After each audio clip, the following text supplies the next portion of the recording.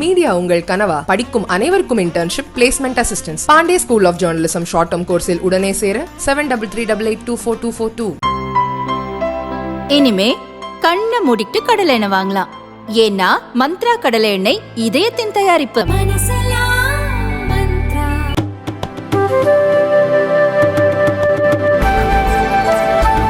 திமுக அரசில் பத்திரிகையாளர்கள் தாக்கப்படுவது சர்வசாதாரணமாகிவிட்டது என்று அதிமுக பொதுச் செயலாளர் எடப்பாடி பழனிசாமி கூறியுள்ளார்.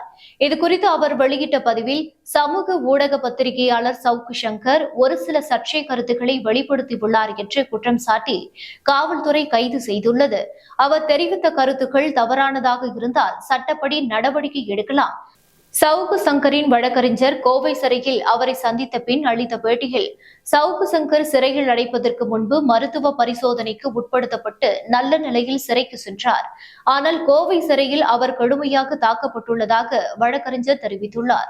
எனவே நீதிபதி ஒருவரை நேரில் அனுப்பி சவுக்கு சங்கரின் உடல்நிலை குறித்து ஆய்வு செய்ய வேண்டி மனு அளித்துள்ளதாக வழக்கறிஞர் தெரிவித்தார். பத்திரிகை சுதந்திரம் என்று மூச்சுக்கு 300 தடவை வாய்ச்சவடால் விடும் திமுக அரசில் பத்திரிகையாளர்கள் தாக்கப்படுவது சர்வசாதாரணமாகிவிட்டது.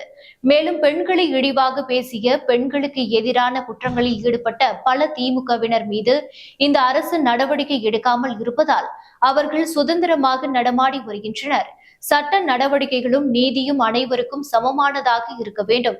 சட்டத்தை காவல்துறையே கையில் எடுப்பதை ஜனநாயகத்தில் நம்பிக்கையுள்ள எவரும் ஏற்றுக்கொள்ள மாட்டார்கள்.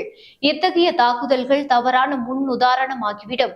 எனவே கோவை சிறையில் பத்திரிகையாளர் சவுக்கு சங்கர் தாக்கப்பட்டாரா என்று நீதிபதி ஒருவர் மூலம் விசாரணை நடத்த வேண்டும் என்று எடப்பாடி பழனிசாமி வலியுறுத்தியுள்ளார்.